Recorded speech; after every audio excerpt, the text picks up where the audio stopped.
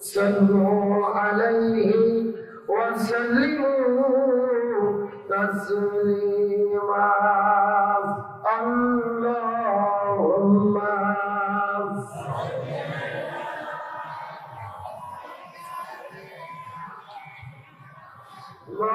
مولانا محمد وعلى آله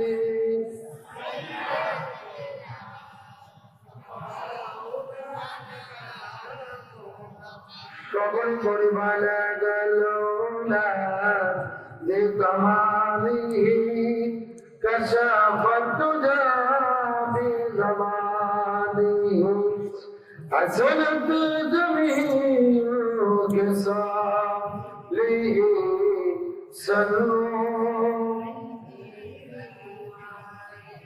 শুধু প্রচার বিচারে মধুর দুর্নীতি ব্যভিচারে নারী ধর্ষণ মানুষ খুনে চলছে বদলার তুমি বিদায়ী হতে চলছেন নবীজি রক্তে মাখাদি রেডিও আর টেলিভিশন ফেসবুক ইন্টারনেট আর মোবাইল ফোন কেড়ে নিল সব মানুষের মন সদার তালা মনাঞ্চিত হয়ে কাজে রাতে দিন বিদায়ী হতে চলছেন নবীজি রক্তে মাখাদিন তবে মানুষ তুমি মনে রেখো একদিন তোমার সোনার দেহ রবে না রে মাটির দেহ মাটির সাথে মিশ্রের ধুলাই কিসের কথা কিসের বাড়ি কিসে তুমি দাঁড়িয়ে সঙ্গে তোমার কেউ যাবে না পুরুষ কিংবা নারী বটবৃক্ষে ঝুলছে মহল কে দিল রে লতার কাছে কুদু মৌমাছিরা কারো তুমি মৌচাকে দেয় মধু শিমুল গাছে কে দিল রে নরম নরম তুলে চৈত্র মাসে কারো ভূমি জমিনে মাঝে ধোলা পাখির ওঠে গিয়ে দিল মিষ্টি মধুর চিন্তা করে দেখরে মানুষ সবই মুগান আল্লাহ তালার দান কাদে মালা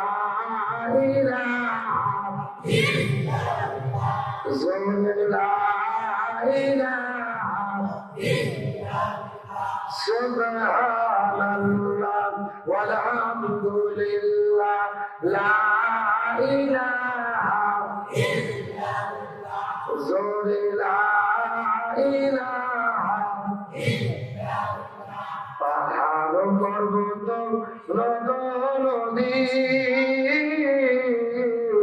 আল্লাহ নামের নিরবধি পাহাড় পর্বত নদ নদী আল্লাহ নামের নিরবধি আমার আল্লাহ নামে এ দুই জাদু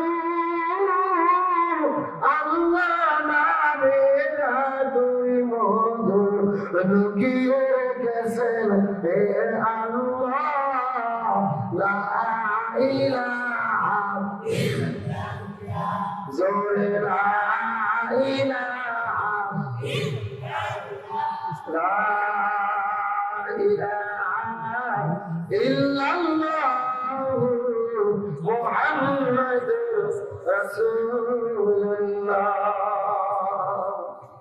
সাল্লাল্লাহু আলাইহি ওয়াসাল্লাম জন্ম আমার নবীর যুগে হলে কেমন হতো জন্ম আমার নবীর যুগে হলে কেমন হতো দুনয়নে রাসূল পাক দেখিলে কেমন হতো জন্ম আমার নবীর যুগে হলে কেমন।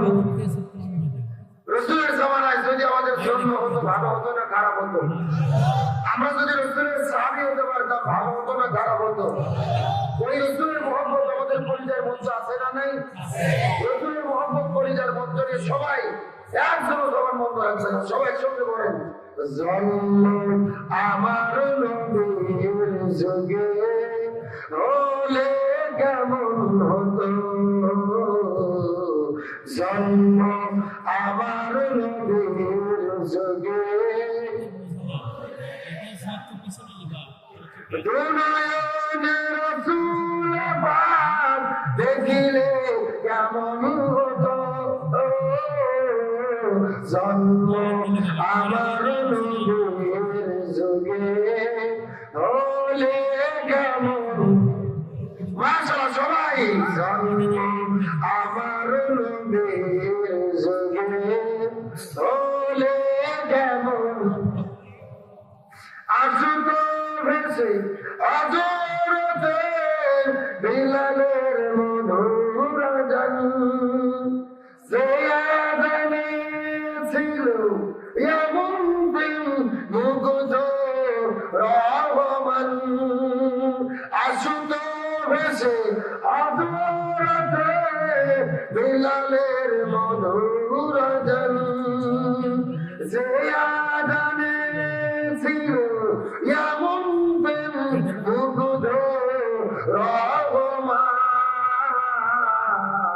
দয়াল নবীর পিছে নামাজ পড়লে কেমন হতো জন্ম আবার নবীর যুগে হতো জন্ম আবার নবীর যুগে দিনে কত আলোচনাই থাকতাম আমি অধম সামনে রাসূল পাক হতো পাশে সাহাবাগণ দিনে কত আলোচনাই থাকতাম আমি অধম সামনে রাসূল পাক হতো পাশে সাহাবাগণ আবু বকর ওমর ওসমান আলী সঙ্গী কেমন হতো জন্ম আমার নবীর যুগে। মাশাআল্লাহ সবার সঙ্গে জন্ম আমার নবীর যুগে দুনয়নে রাসূল পাক দেখিলে কেমন হতো জন্ম আমার নবীর যুগে হতো জন্ম আমার নবীর যুগে হতো জন্ম আমার নবীর যুগে। আলহামদুলিল্লাহ পৃথিবীর মানচিত্রে প্রায় 2 শতাধিক স্বাধীন দেশের মধ্যে মুসলিম সংখ্যা গরিষ্ঠ পৃথিবীর বাংলাদেশের ঐতিহ্যবাহী বগুড়া জেলার অন্তর্গত ধনুক থানায় ঘটিয়ারপাড়া আদর্শ কবরস্থান মাঠ প্রাঙ্গণে আয়োজিত ঘটিয়ারপাড়া হিলফুল ফুজুল ছাত্র সংঘের উদ্যোগে আয়োজিত ঐতিহাসিক তাফসীরুল কোরআন মাহফিল। আজকের মাহফিলের সম্মানিত সুযোগ্য সভাপতি মহান আল্লাহ তাআলা যাকে সম্মানিত সভাপতির আসনে কবুল করেছেন, ঘটিয়ারপাড়া জামে মসজিদের সম্মানিত পেশ ইমাম, ঘটিয়ারপাড়া দাখিল মাদ্রাসার সম্মানিত সহযোগার, এলাকার সর্বাধিক ব্যক্তিত্ব জনাব মাওলানা মোহাম্মদ জহুরুল ইসলাম, আমরা সম্মানিত সভাপতির জন্য দোয়া করি আল্লাহ তাআলা তাকে হায়াত দিতে সিয়াদি করিয়া দান করুন, সকলে পড়ি আমিন।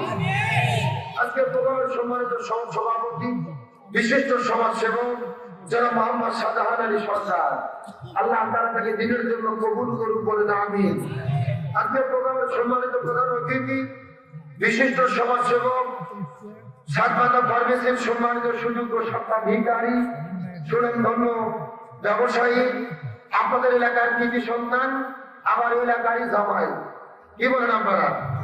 এলাকারই সন্তান, আমার এলাকারই কি জামাই। এই দুই দিক দিয়ে আপনারা, আপনাদেরই ছেলে, আপনাদের ভালোবাসার মানুষ, আমার প্রিয় বড় ভাই জনাব মোহাম্মদ শাহ আলম সাহেব, আমার সম্মানিত প্রধান অতিথির জন্য দোয়া করি আল্লাহ তাআলা তাকে দিনের জন্য কবুল করেন, ইসলামের জন্য কবুল করেন, এবং যতদিন বেঁচে থাকে এরকম ভালো ভালো কাজে যুবকদের যেন পাশে থাকার আল্লাহ তৌফিক দেন বলেন আমিন।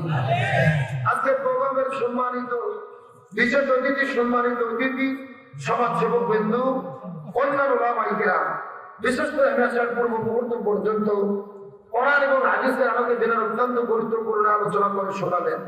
বিশেষ করে আমার পূর্বে আলোচনা করেছেন দক্ষিণ চরশিবুল জামে মসজিদের সম্মানিত ইমাম ও খতিব, বিশিষ্ট আলেম দ্বীন জনাব হযরত মাওলানা মুহাম্মদ মিজানুর রহমান ইবনে নাজিমউদ্দিন, আলোচনা করেছেন হযরত মাওলানা মুহাম্মদ আরিফুল ইসলাম।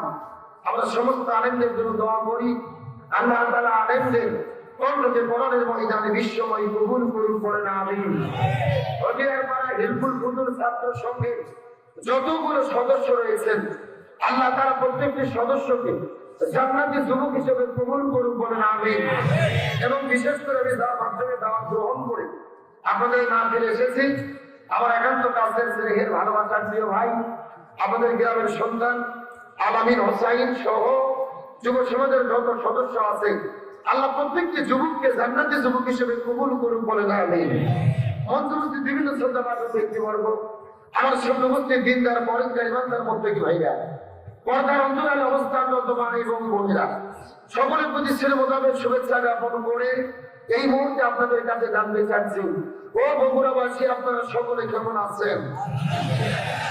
আলহামদুলিল্লাহ রাব্বিল আলামিন। আল্লাহ তাআলা দোয়া করে, মাফ করে, মহব্বত করে, আরবের ঘুম থেকে পৃথক করে কোরআনের মহব্বতের জান্নাতের ময়দানে আসার এবং বসার মতো তৌফিক দান করলেন। সে আল্লাহর প্রতি আপনারা খুশি না বেজার? কম না বেশি? যদি হয়ে থাকেন খুশি, মুখে নিয়ে হাসি, উঁচু করে আল্লাহ চিৎকার করে পড়তেছে আলহামদুলিল্লাহ। আরো জোরে বলি আলহামদুলিল্লাহ। রব্বানা লাকাল হামদ হামদান কাসীরান তাইয়িবান মুবারাকান ফীহি। চিৎকার করে বলি আল্লাহু আকবার। আরো জোরে বলি আল্লাহু আকবার। এই বগুড়ার মুসলমান আল্লাহু আকবার বলতে কি কোনো ভয় আছে?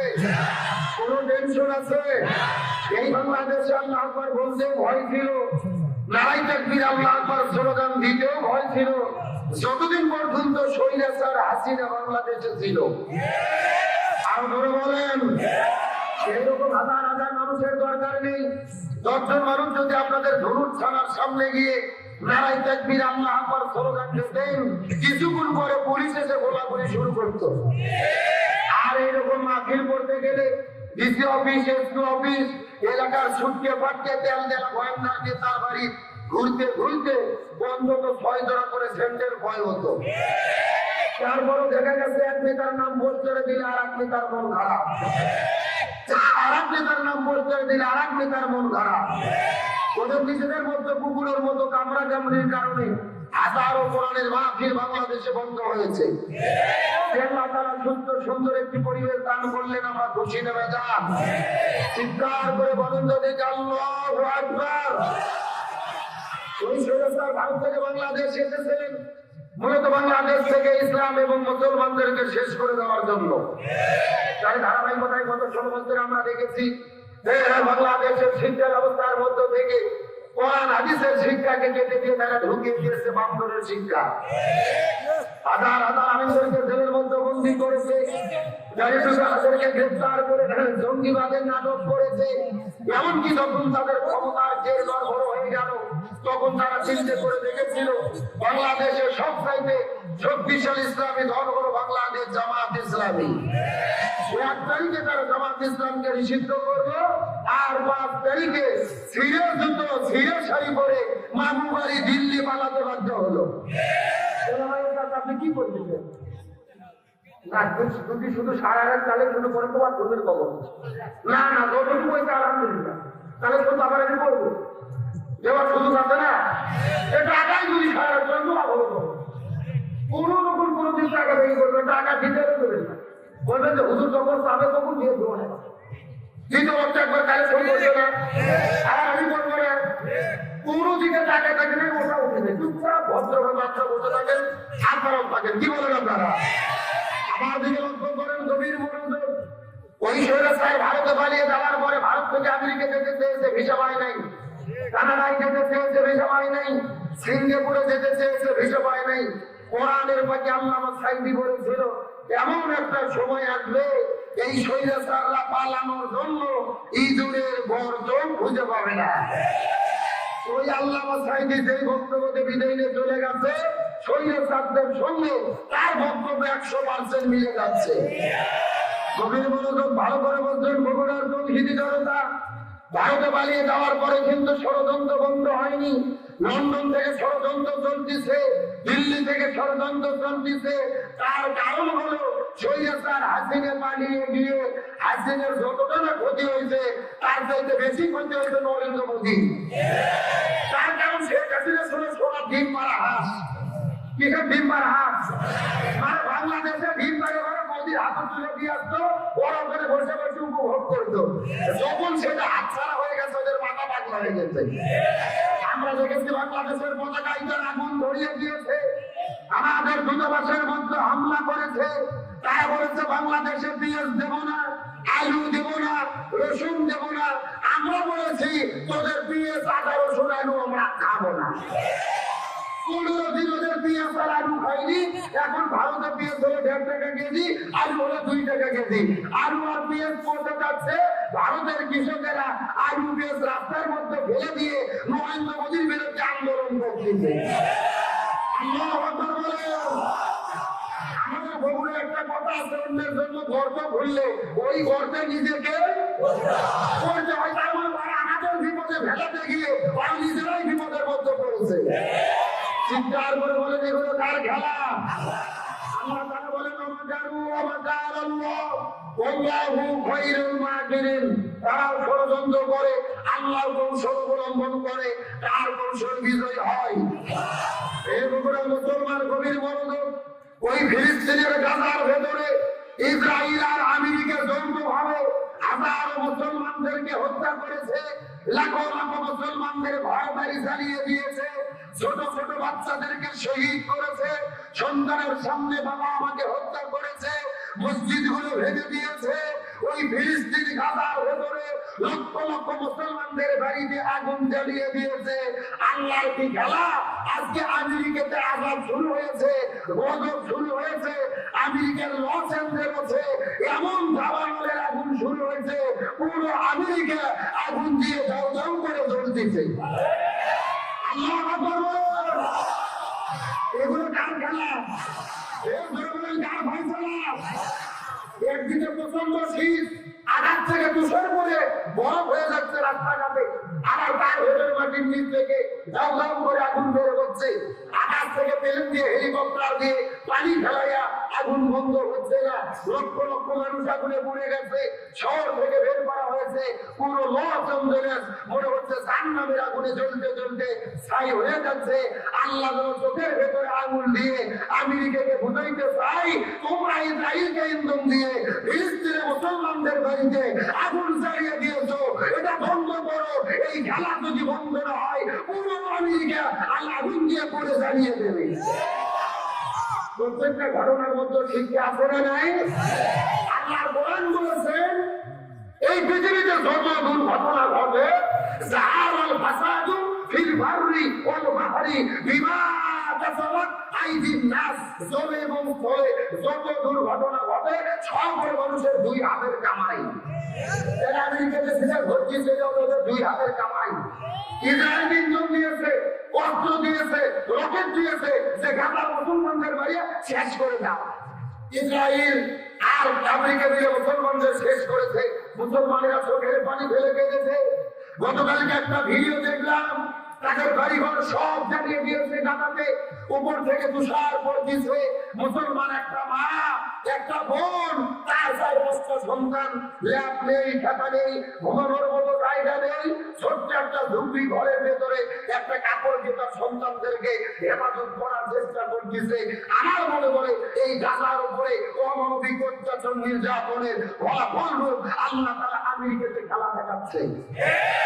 আমেরিকা বলতে বললো তোমরা ভালো হও, যদি ভালো না হও আল্লাহ ছাড় দেয়, কিন্তু ছেড়ে আল্লাহ বলতে নিম্ন বাদশার দিকে না ভাবি, আল্লাহ ধরে না, কিন্তু একবার ধরলে ভারত আমাদের বিরুদ্ধে লেগেছে। 3 দিন আগে সবাই নবাব বন্ধ জেলার ভেতরে আমাদের দেশের সীমানার মধ্যে ঢুকে তার জায়গায় ব্যারিকেড দেওয়া শুরু করেছে। আর সবাই নবাব বন্ধ জেলা তৌহিদি জনতা হাতের মধ্যে লাঠি নিয়ে, যা নিয়ে, ভোটি নিয়ে এমন ভাড়া দেশে ওরা পালিয়ে যেতে বাধ্য হয়েছে। আল্লাহ করবেন হাতে হলো অস্ত্র বন্দুক, আর ইমানদার মুসলমানদের হাতে হলো চিজুবিরের বাসের কেল্লার বাংলা কাঠি। আমাদের কাছে অস্ত্র থাকতে না পারে, কিন্তু আমাদের কাছে ইমানের শক্তি আছে। ভারত আমাদের বিরুদ্ধে ষড়যন্ত্র করেছে, কিন্তু সেরূপ এই বাংলাদেশের বর্তমানে তত্ত্বাবধায়ক সরকারের যিনি প্রধান ডক্টর মোহাম্মদ ইউনূসকে, যিনি হলেন ঠান্ডা মাথার পাকা খেলোয়াড়। এই মাল কথা কই কিন্তু কামে হলো পাকা। বাংলাদেশের পতাকায় আগুন দিয়েছে, আমার দেশের দূতাবাসে হামলা করেছে। ডক্টর ইউনূসের নেতৃত্বে তার ডাকে সাড়া দিয়ে বাংলাদেশের সব রাজনৈতিক দল, বিএনপি, জামাত ইসলাম, জনগণের হেফাজত এক মঞ্চে দাঁড়িয়ে জাতীয় ঐক্য গঠন করেছে। নরেন্দ্র মোদী ঢাকার পরে 6 গিলের পানি খাইছে। বিএনপি বলছে আমরা আমাদের স্বার্থে কাজ করবো, জামাত বলছে জামাতের স্বার্থে কাজ করবে, চরমনাই বলছে চরমনের স্বার্থে কাজ করবে, কিন্তু সবাই ঘটনা করছে এই দেশের জন্য আমাদের কোনো দলাদলি নেই, আমরা সবাই একজন।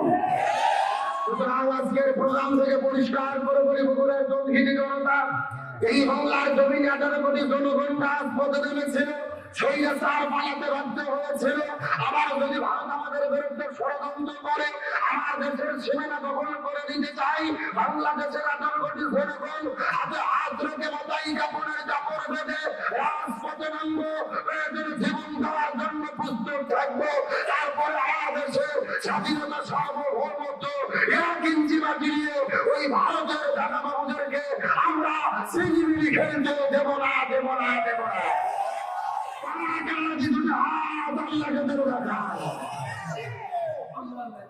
যারা সন্ধ্যা কি জন্য কি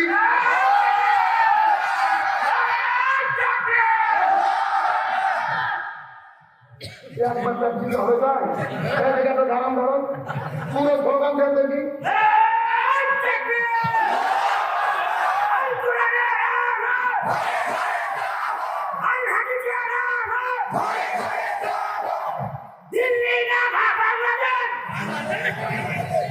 আল্লাহ কবুল করুন বলেন আমি। ভাই এক কাপ চা দেন আর আমাকে একটা গরম পানি দেন। আমরা 2 জন যতক্ষণ ঠিক আছে ততক্ষণ চলবে। আমরা পরিষ্কার করে বলি, আমরা 24শে বাংলাদেশ নতুন করে স্বাধীন করেছি। ওই ভারতের কোনো দাবিদারি আর বাংলার জমিনে চলতে দেওয়া হবে না। বরং যাই ভারতের দালালি করবে আমরা ওই দলকেই বয়কট করবো। ভারত বলছে হাসিনা পালা দেওয়ার পরে আমরা হিন্দুদের বাড়িতে হামলা করেছি, মন্দিরে হামলা করেছি। সত্য করে বলেন তো, এই হাসিনা পালা দেওয়ার পরে আপনারা এই বগুড়া ধুলুতে আপনারা কোনো হিন্দুদের বাড়িতে হামলা করেছেন? কোন মন্দিরে হামলা করেছেন? আমরা দেখেছি জামাত ইসলামের ভাইরা, বিএনপির ভাইরা ওদের মন্দিরে মন্দিরে ঘুরে ঘুরে তাদের দুর্গকে নিরাপত্তা দিয়েছে। আমাদের দুর্গকে নিরাপত্তা দেয়, আমরা ভারতে আমাদের বাবুরি মসজিদ ভেঙে দিয়ে ওই জায়গার ভেতরে তারা রাম মন্দির তৈরি করে। কথা বল না কেন? মুসলমানদেরকে ধরে করে হত্যা করে। আমরা পরিষ্কার করে বলি, নরেন্দ্র মোদীকে তোমরা নিজের সরকারি জ্ঞান দাও, বাংলাদেশকে নিয়ে তোমাদের মাথা ঘামাতে হবে না। বাংলাদেশের হিন্দুরা জামায়া ধরে বসবাস করতেছে, তোমরা ভারতের মুসলমানদের নিরাপত্তা দাও। এই ভাইরা গরম করে চাঁদের মারবার না না না, আসার মনে করছে গরম করে তোমাকে চাঁদের চলবে না, এত বেশি বুঝতে পারবে না। আমি শুধু গরম পানি খাবো। আমার দিকে লক্ষ্য করেন, ভূমিকার কথা শেষ, এখন আলোচনা শুরু রাখতেছেন ইনশাআল্লাহ। আসলে আজকের আলোচনার মূল বিষয়, আমরা বাংলাদেশের শান্তি চাই কি চাই না? আরো ধরে বলেন, আজকের আলোচনার সাবজেক্ট হলো বর্তমানে বাংলাদেশের শান্তি প্রতিষ্ঠায় আমাদের করণীয় কি জানার দরকার আছে না নাই? যেভাবে ভাগের কিনছে হরিণের কিনছে বহু শুনেছেন, ওগুলো ভাবছেন এখন বাংলাদেশের শান্তি প্রতিষ্ঠা করতে গেলে আমাদের কি করতে হবে, এটাই হলো জানা সবচেয়ে বেশি জরুরি।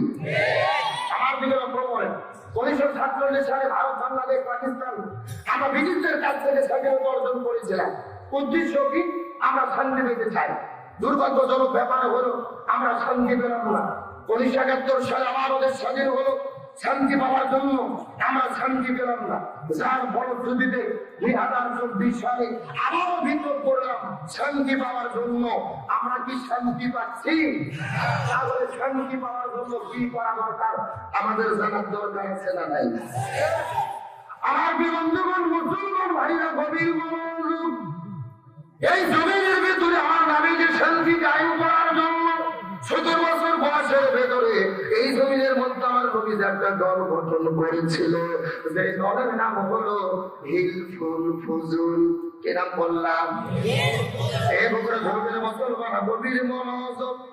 এই যে আজকে যুবকেরা যে সংগঠনের নামে মাহফিল করেছে, এই সংগঠন কিন্তু সর্বপ্রথম 17 বছর বয়সের ভেতরে আমার নবী শান্তি কায়েম করার জন্য গঠন করেছিল। 17 বছর বয়সের ভেতরে নবীজি দল গঠন করলো, যেই দলের নাম হলো হিলফুল ফুজুল। নবীজির উদ্দেশ্য হচ্ছে জমিনের মধ্যে তিনি শান্তি কায়েম করতে চায়। কিন্তু 17 বছর থেকে শুরু করে 40 বছর পর্যন্ত নবীজি 23 বছর ধরে চেষ্টা করেছে, কিন্তু জমিনের ভেতরে নবীজি শান্তি কায়েম করতে পারলো। এ ধর্মের মুসলমান, গভীর মনোযোগ। নবীজি 23 বছর ধরে চেষ্টা করেছে, কিন্তু জমিনের ভেতরে নবীজি শান্তি কায়েম করতে পারলো না। নবীজির বয়স যখন 40 বছর হয়ে গেল, আল্লাহ নবীজির উপর যখন কোরআন নাযিল করলো, এই কোরআন নবীজি জমিনে দাওয়াত দেওয়া শুরু করলেন। ওই কোরআন যখন জমিনের মধ্যে কায়েম হয়ে গেল, কোরআনের বিধান যখন জমিনে বাস্তবায়ন হলো, ওই জমিনের মধ্যে শান্তি কায়েম হয়ে গেল। 40 বছর থেকে শুরু করে 63 বছর পর্যন্ত নবীজি 23 বছর চেষ্টা করলো, জমিনে শান্তি কায়েম হয়ে গেল। নবীজির জীবনটা 2 ভাগে ভাগ করার চেষ্টা করেন। নবুয়ত পাওয়ার আগের হলো 23 বছর, আর পরের হলো 23 বছর। আগের 23 বছর নবী চেষ্টা করলো, শান্তি কায়েম করতে পারলো না। কিন্তু পরের 23 বছরের ভেতরে নবীজি কেন শান্তি কায়েম করতে পারলো?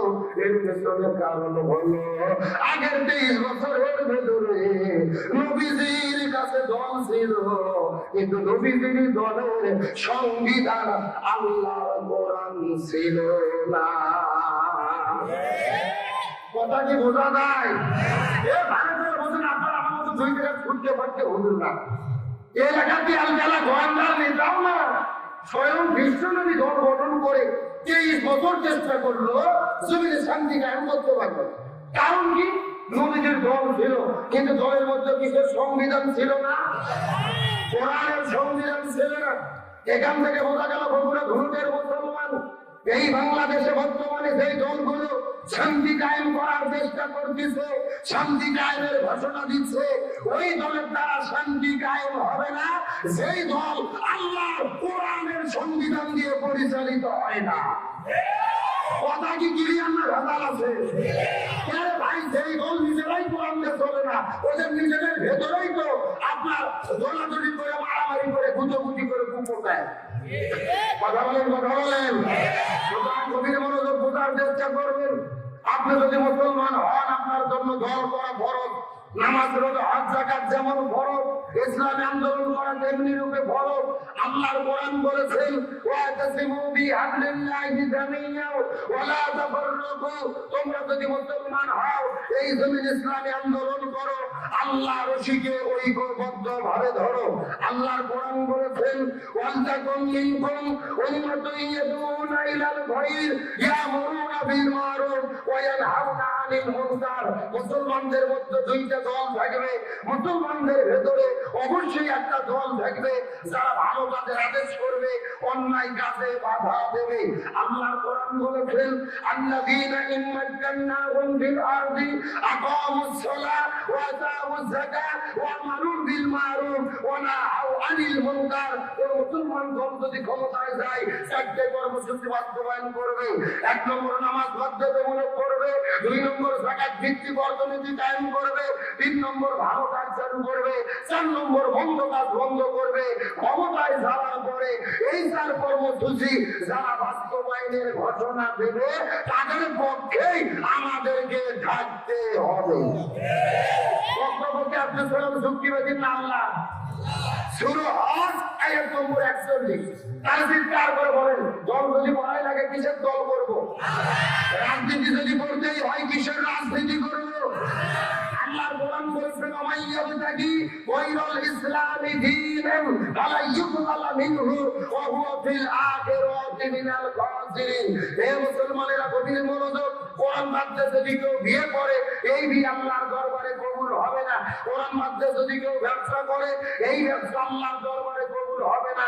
কোরআন মানতে যদি কেউ রাজনীতি করে, ওই রাজনীতি আল্লাহর দরবারে কবুল হবে না। শান্তির জন্য কি লাগবে? আরো বলেন। এই জন্য আল্লাহ সুবহানাহু ওয়া তাআলা বলেন, ওমান আ'রাদা আন যিকরি ফাইন্না লাহু মাঈশাতান দানকা ওয়া নাহশুরুহু ইয়াওমাল কিয়ামাতি আ'মা।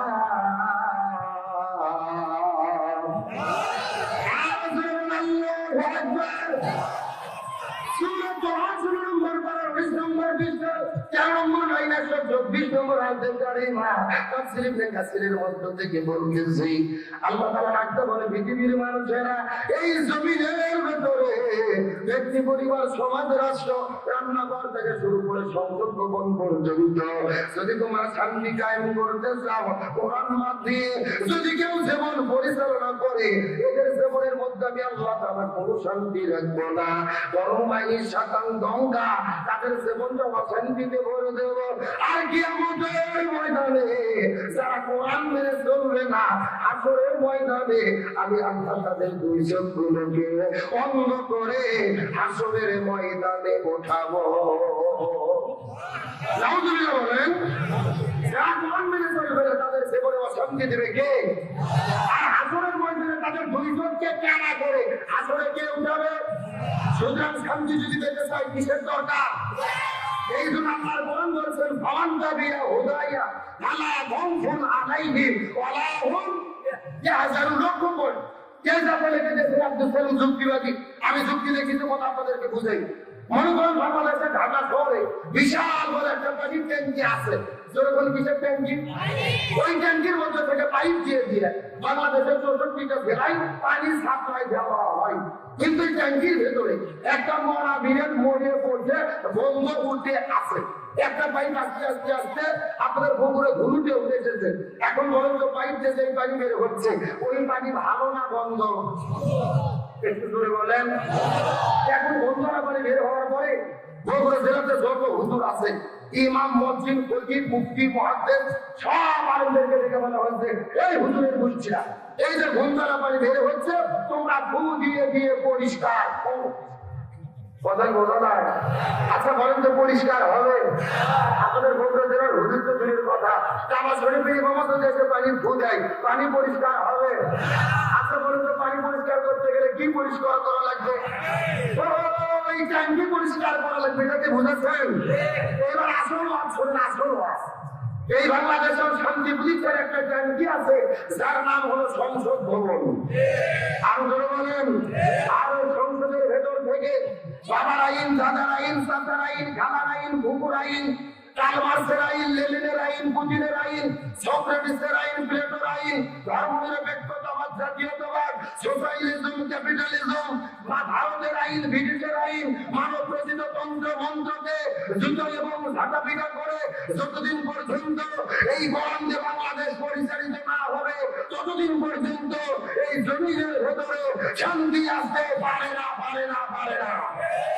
সুতরাং বাংলাদেশের শান্তি কায়েমের জন্য এই বরাদ্দে বাংলাদেশ জনগণকে আপনারা চান, কারা কারা চান দুটি হাত আল্লাহকে দেখান।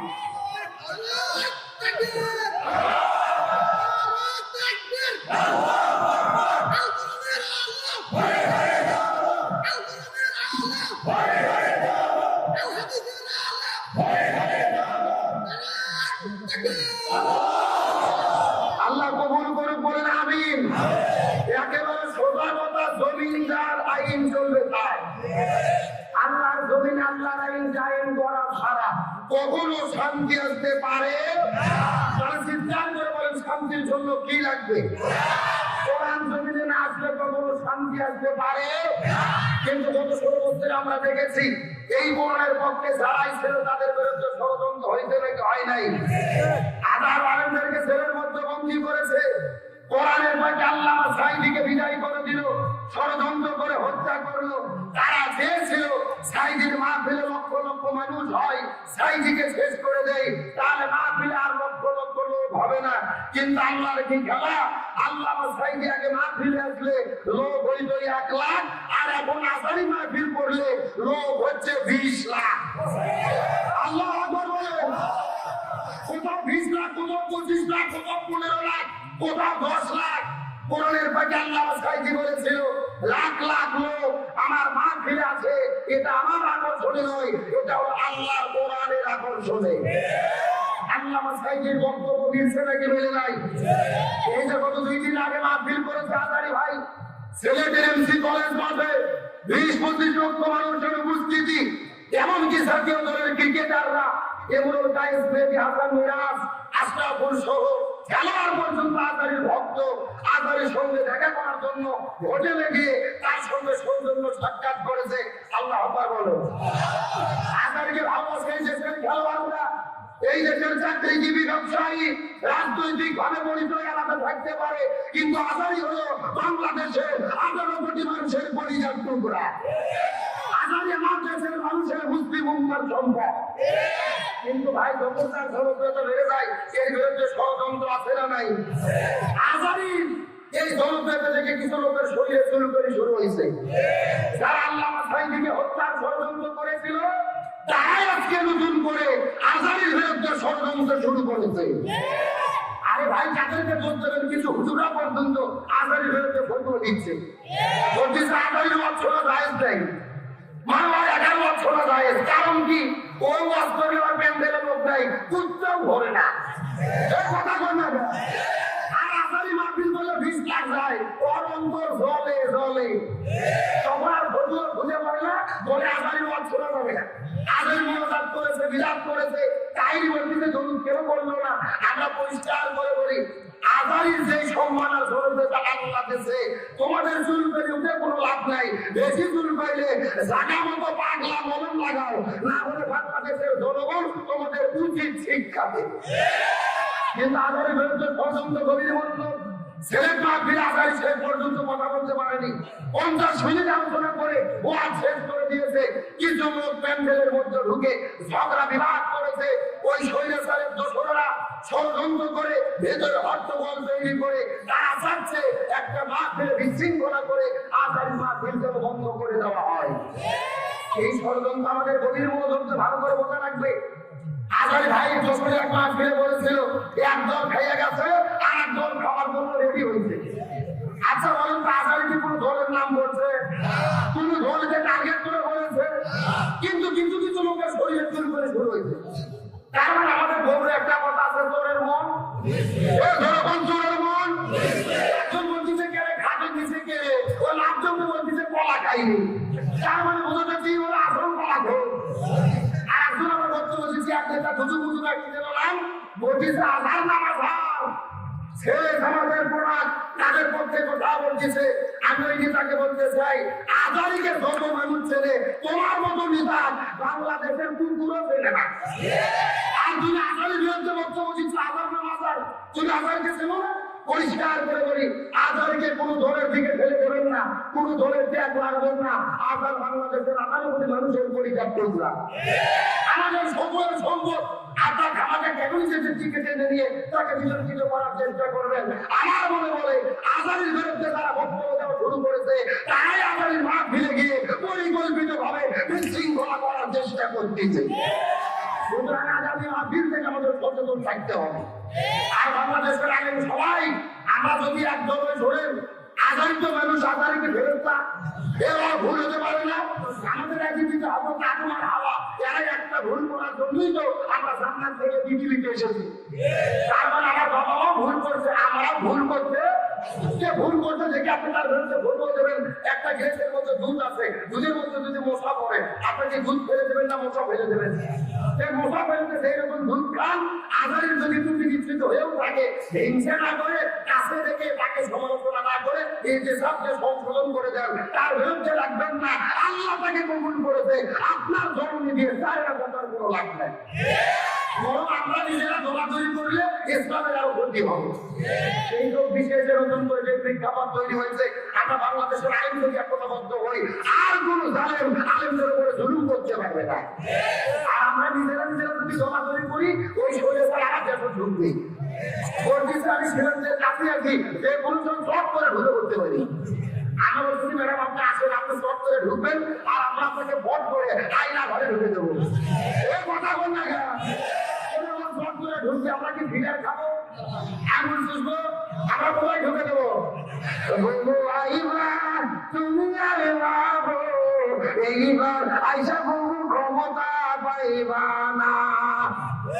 এটা তো ঠিক বলো, ঠিক বলো। তুমি আইবা এইবার আইসা বহু ক্ষমতা পাইবা না।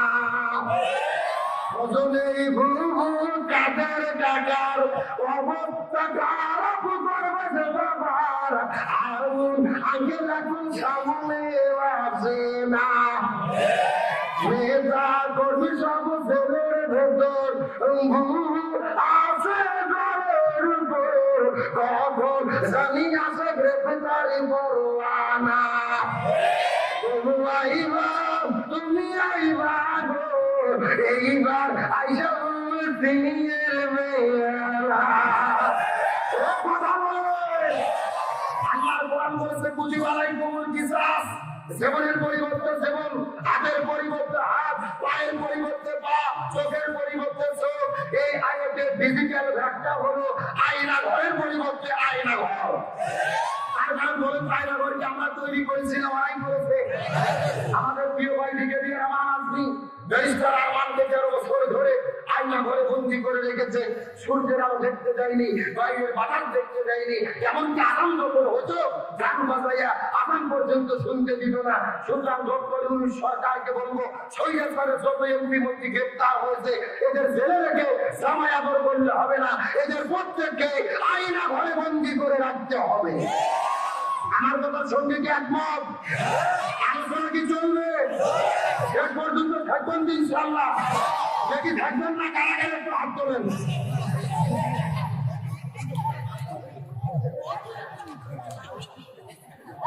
এই হলো হুজুর বাঙালি, যাই বলে আইনে তার সাথে যাইলে বোঝা শোনা নাই। এরকম হলো আমরা সত্য সত্য শেষ পর্যন্ত থেকে আখির মোনাজাত করে কারাগারে যেতে চান, দান দান করে হাত তুলে দেখা। লিল্লাহি তাকবীর। হাত মুক্তি করুন, সবাই একটু ঘোড়া কাকার সামনে থেকে লিল্লাহি তাকবীর। কোরআনের আলো, আল হাদিসের আলো, দুনিয়ার মুসলিম ইসলামের শত্রুরা কোরআন আছে যেখানে, হাদিস আছে যেখানে,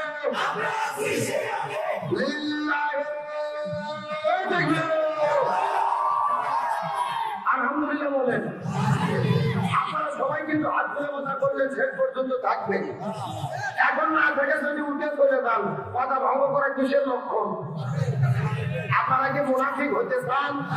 মুনাফিক হতে চান কি চান না, এটা মোনাজাতের আগে বলা যাবে। কিসের আগে? মোনাজাতের আগ পর্যন্ত পর্যন্ত লক্ষ্য করে দেখেন কারা কারা উঠে উঠে চলে যায়। যারা তারা উঠে যাবে মনে করবেন আয় হলো ওই ঘুম দেখলো। আল্লাহ তারা শেষ পর্যন্ত থাকার তাও বিজ্ঞান করে পড়ে আমিন। আপেল উড়াও তোলার দিকে আল্লাহ তারা আমাদেরকে সৃষ্টি করেছে। আল্লাহর একটা লক্ষ্য এবং উদ্দেশ্য আছে না ভাই? উদ্দেশ্য কি? আল্লাহ তাআলা বলেছেন ওমা খালাকতুল জিন্না ওয়াল ইনসা ইল্লা লিয়াবুদুন। আমি মানুষ এবং জিনকে সৃষ্টি করেছি আমার ইবাদত করার জন্য। সুবহানাল্লাহ বলেন। আজকের আলোচনার মেইন টপিক হলো আল্লাহর কাছে সবচেয়ে প্রিয় ইবাদত কোনটি, আল্লাহর কাছে সবচেয়ে প্রিয় আমল কোনটি। আমাদের বগুড়া মানুষের ধারণা নামাজ রোজা হজ যাকাত যেগুলো হলো আসল ইবাদত।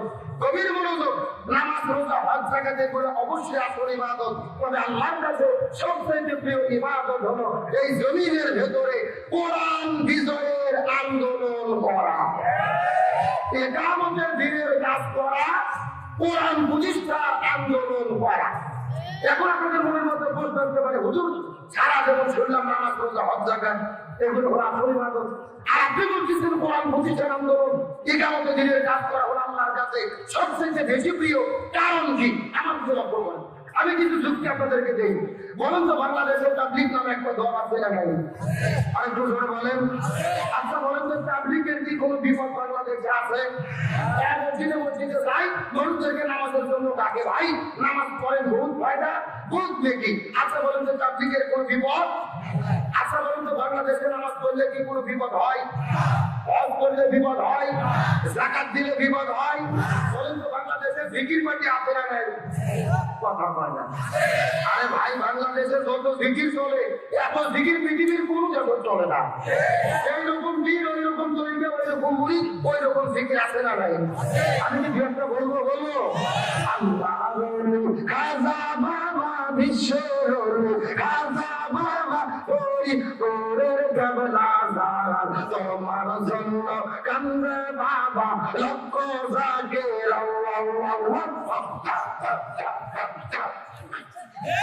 কথা কোন দুই কান্দ দুই ফেরস্তা আছে না নাই?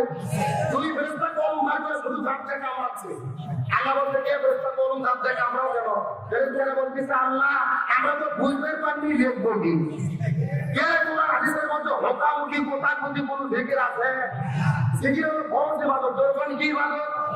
আল্লাহ বলেন ফাজকুরুনি আযকুরুকুম, তোমরা আমার জিকির করো আমিও তোমাদের জিকির। তাহলে জিকির যদি ফরজ হয় রাসূলের তরিকায় করার দরকার আছে না নাই? এবারে সমাজে চেঞ্জ করে দেয়। কথা যেন শুনতে ভালো লাগে সেই কাম করে। আমার দিকে লক্ষ্য করেন, আমার দিকে লক্ষ্য করেন। রাসূল বলেছেন জিকিরের সই শব্দ হলো চারটি। সূরা বলেন কয়টি? এক নম্বর সুবহানাল্লাহ, আলহামদুলিল্লাহ, লা ইলাহা ইল্লাল্লাহ, আল্লাহু আকবার। এই চারটি শব্দ ছাড়া সই কোনো জিকির। আর বাংলাদেশে জিকির চলে বসেন বসেন বইতে যায়। কথা বলাকে তাই রেখে দেবে না, সুবিধা ছিল না। এখন অবস্থা তাইরের জিকির চলতেছে না, তাইর বন্ধুর জিকির চলতেছে। তাই বসে আপনার বন্ধু জিকির করতেছে হেমদে আল্লাহ হেমদে আল্লাহ।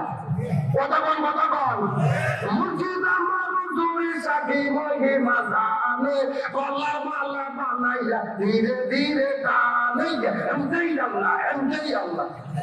আমার তো মনে বলে এদেরকে পিটাইয়া জুতোতে সোজা করে দেওয়া দরকার। কথা বল না কেন? হেমদে আল্লাহ হোক আল্লাহ এগুলো জিকির না ফাজলামি, এগুলো জিকির না ফাজলামি। গত কয়েকদিন আগে একটা মাহফিলে দেখলাম কিছু লোকজন মাহফিলে ভাব ধরে লাফাইতে লাফাইতে উপরে উঠে বাংলার মধ্যে ধরতেছে আর জিকির করতেছে। আচ্ছা বলেন যে এগুলো কি জিকির? আমার তো মনে করে এদের এগুলো জিকির দেখে ওই হিন্দু বৌদ্ধ খ্রিস্টান ওরাও আমাদেরকে দিয়ে হাসাহাসি করে। এদের এই সমস্ত অবস্থা দেখে কিন্তু ভবিষ্যৎ আমরা জানতে করছি। আমি কি বলবো? এত লাফাস কেন রে তোরা, এত লাফাস কেন, এত লাফাস কেন রে তোরা, এত লাফাস কেন?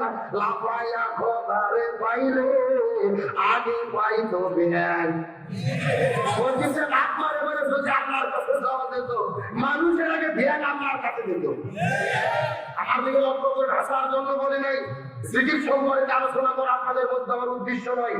তবে আপনাদেরকে পরিষ্কার করে বলি, এই রকম জিকিরের নামে যারা ভণ্ডামি বাংলাদেশে করে এদের কি কোনো বিপদ আছে? এখন একটু গবেষণা করে বলেন তো বাংলাদেশে নামাজ পড়লে বিপদ নাই, হজ করলে বিপদ নাই, যাকাত দিলে বিপদ নাই, একটা মাত্র ইবাদত করলে বিপদ হয়। আপনারা কি গবেষণা করে বলতে পারবেন ওটা কোন ইবাদত? গভীর মনোযোগ, ভালো করে বোঝেন। এই বাংলাদেশে নামাজ পড়লে বিপদ হয় না, হজ করলে বিপদ হয় না, যাকাত দিলে বিপদ হয় না, জিকির করলে বিপদ হয় না। এই বাংলাদেশে একমাত্র তারাই বিপদে পড়েছে যারা জমিনের ভেতরে কোরআন প্রতিষ্ঠার আন্দোলন করেছে। আর এই জন্যই আল্লাহর কাছে সবচেয়ে প্রিয় হলো কোরআন বিজয়ের আন্দোলন। আমার কি লক্ষ্য, আমার নবী রমজান মাসে 16 দিন রোজা রেখেছে। বলেন কয়দিন? 17 রমজান সকালবেলা নবীজি খেজুর খাইলো, পানি খাইলো, রোজা ভেঙে ফেললো। সাহাবীদেরকে বলেন তোমরা রোজা ভেঙে ফেলো। সাহাবীরা বলতেছে এটা কেমন কথা বলবে? আপনি না 3 দিন আগে ওয়াজ করলেন একটা রোজার এত দাম, ইচ্ছে করে যদি একটা রোজা ছেড়ে দেয় লাগাতার 60 রোজা রাখতে হবে, আবার যদি একটা রোজা ছেড়ে দেয় আবার লাগাতার 60 রোজা রাখা লাগবে। আপনি কেন রোজা ছাড়তে বললেন? রাসূল বলতেছে বেশি বোঝার চেষ্টা করো না। ওমা আতাকুম রাসূলু ফাখুযুহু ওমা নাহাকুম আনহু ফান্তাহু। আমি যদি যা বলি তা তোমরা করো, যা করতে নিষেধ করি তা থেকে দূরে থাকো। আবু জেহেল মদিনায় আক্রমণ করেছে, আর বসে থাকা যাবে না। এখন আবু জেহেলের মোকাবেলা করতে হবে। তার মানে বোঝা গেল রোজা রাখা ইবাদত, কিন্তু রোজার চাইতেও দামি ইবাদত হলো এই জমিনের ভেতরে কোরআন বিজয়ের আন্দোলন করা। আমার বন্ধুগণ, মুসলমান ভাইরা, গভীর মনোযোগ, কোন দিকে নজর নাই, কোন দিকে তাকাতাকি নাই, কথাগুলো সুন্দর করে বোঝার চেষ্টা করবেন। আমাদের নবীজির সাহাবী হানজালা নতুন বিবাহ করার পরে ওই বউটাকে দিয়ে যখন তিনি বছর ঘরের মধ্যে চলে গেছেন, ওই বছর ঘরে যাওয়ার পরে প্রেম ভালোবাসা মহব্বত চলতেছিল। এমন সময় গভীর রজনীতে মদিনা রাস্তাঘাটের মধ্য থেকে কে যেন চিৎকার করে ডাকতে বলে, বুঝিলা মোহাম্মদ, বুঝিলা মোহাম্মদ, মুসলমানদের নবী বিদায় নিয়ে চলে গেছে। এই কথা শোনার পরে হযরত হানজালা বছর ঘরের মধ্যে থেকে বউটাকে বিছানার মধ্যে রাখার পরে একদমে গোসল করার জন্য কূপের মধ্যে চলে গেলেন। ওই কূপের মধ্যে থেকে তখন তিনি পানিটা উত্তোলন করলেন। পানি উত্তোলন করে যখন গোসল শুরু করবে, তখন হাতের মধ্যে বস্তা নিয়ে পানিটা গায়ের মধ্যে ঢালবে। এমন সময় ঘেরে ধরে বাইর থেকে চিৎকার করে ডাকতে বলেন, যুদ্ধ শুরু হয়ে গেছে। কুতিলা মুহাম্মদ, মুসলমানদের নবী জমিন থেকে বিদায় চলে গেছে। এই কথা শোনার পরে সাহাবী হানজালা ওই পানির বস্তাটা ফেলে দেওয়ার পর এক দৌড়ে বছর ঘরের মধ্যে যাওয়ার পরে হাতের মধ্যে তরবার নিয়ে যখন তিনি যুদ্ধের ময়দানে দৌড়ানোর জন্য শুরু করে দিলেন, ঘর থেকে বের হয়ে দৌড়ানো শুরু করবেন, এমন সময় পেছন দিক থেকে তার দিকে হাতটা টেনে ধরার পরে ডাকতে বলে, ও পানির দিকে আপনি যুদ্ধ করতে যাবেন, আমার কোনো আপত্তি নাই, কিন্তু আপনার তো ফরজ গোসল বাকি আছে। আপনি গোসল ভাবতে কেমন করে যুদ্ধের ময়দানে চলে যাও? আপনি যুদ্ধের ময়দানে যান, আমার কোনো আপত্তি নেই, তবে আপনার তো ফরজ গোসল বাকি আছে। আপনি গোসল বাদ দিয়ে অপবিত্র শরীর নিয়ে কেমন করে যুদ্ধ করতে যাবেন? ও গোস্বামী, আপনি গোসল করে তারপরে যুদ্ধের ময়দানে চলে যান, আমি কোনো আপত্তি করবো না। এই কথা বলার পর হানজালা রাজ্য বলে, পানির বিবি গো, আমি যদি গোসল করা শুরু করি আর গোসল করতে করতে করতে করতে করতে যদি সময় পার হয়, মুসলমানদের নবী যদি ওদের বান্দর শহীদ হয়ে যায়, আল্লাহ যদি হাসরের ময়দানে আমাকে জিজ্ঞেস করে বলে, হানজালা, মুসলমানদের নবী ওদের বান্দর শহীদ হয়ে গেল, আর তুমি বছর ঘরের ভেতরে কেমন করে সময় পার করলা, আমি তখন আপনার কাছে কেমন করে জবাব দেব?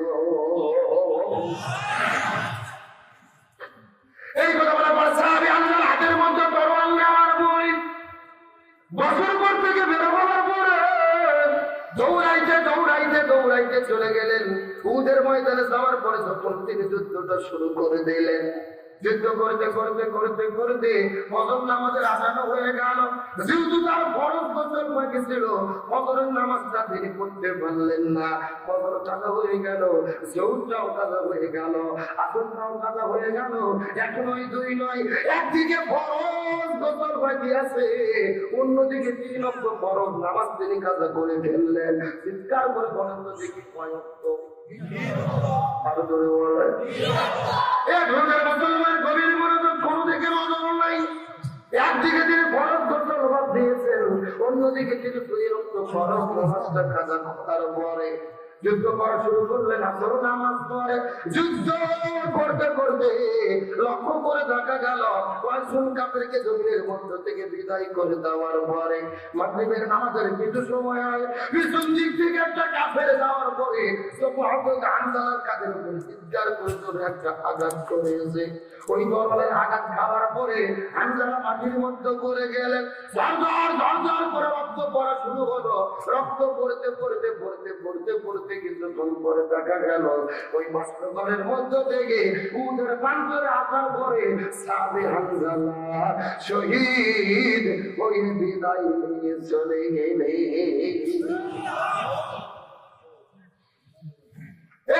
মুসলমান গভীর মনোযোগ, ওদের প্রান্তরে শুধু হামজালা নয়, নবীজির 70 জন সাহাবী ওদের প্রান্তরে শহীদ হয়েছে। আজকে ওদের মক্কা মদিনায় হাসার উমরা করার জন্য যান।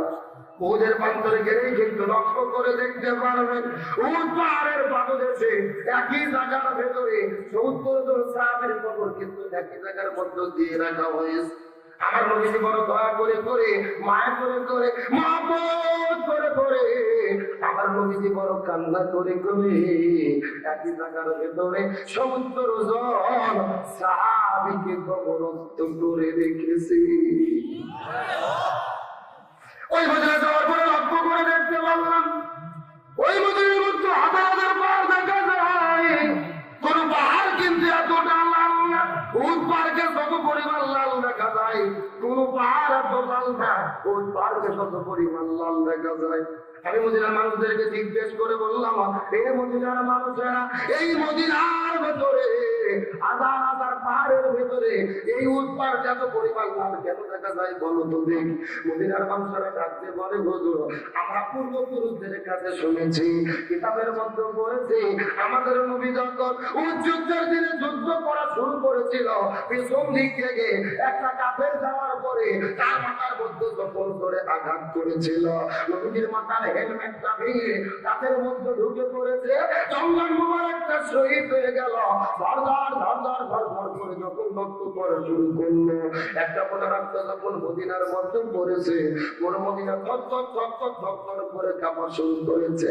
আর একটা ফোঁটা রক্ত ওই উহুদের নিচে যখন পড়েছে, পুরো উহুদ পাহাড়টা কাঁপতে কাঁপতে কাঁপতে কাঁপতে সাদার কালো থেকে লাল আকার ধারণ করেছে।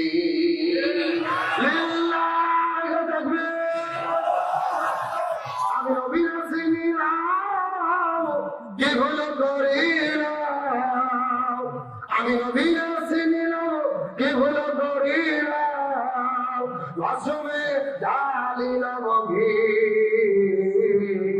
মানুষ হইয়া জন্ম লইয়া মানুষের করিলাম কি, আমি মানুষ হইয়া জন্ম লইয়া মানুষের করিলাম কি। আমার নবীজি মুখে রক্ত পড়ার কারণে পুরো মদিনা লালে লাল হয়ে গেলেন। আমার নবীজি উহুদের প্রান্তরে নিচে বসে বসে কান্না করে শুরু করলেন।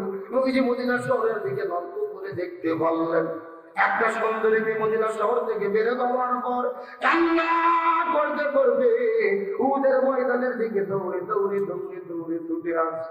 আস্তে করে নবীজি গিয়েছিল, কাছে যাওয়ার পরে জিজ্ঞেস করে ডাকতে বলে, মা তুমি কেন দৌড়ে চলে এসেছো?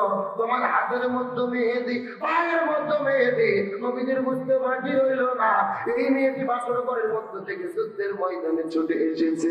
নবীজি জিজ্ঞেস করে ডাকতে বলে, নববধূ তো বাসর ঘরের মধ্য থেকে যুদ্ধের ময়দানে কেন চলে এসেছে? মেয়েটি কান্না করতে করতে বলি, ইয়া রাসূলুল্লাহ, আপনি কি আমাকে চিনতে পেরেছেন?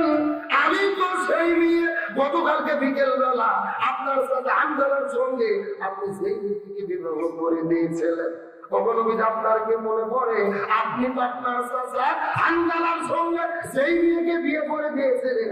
আমি তো সেই মেয়ে, আপনার চাচা আমাকে বিয়ে করে যখন বাসর ঘরের মধ্যে নিয়ে গেছে, ওই বাসর ঘরের মধ্যে প্রেম ভালোবাসা মহব্বত শুরু করে আমাদের মধ্যে ফুলসজ্জার রাত চলতেছিল। বাইরে থেকে কে যেন চিৎকার করে বলে, পুতিনা মোহাম্মদ, পুতিনা মোহাম্মদ। মুসলমানদের নবী জমিনের মধ্য থেকে বিদায় নিয়ে চলে গেছে।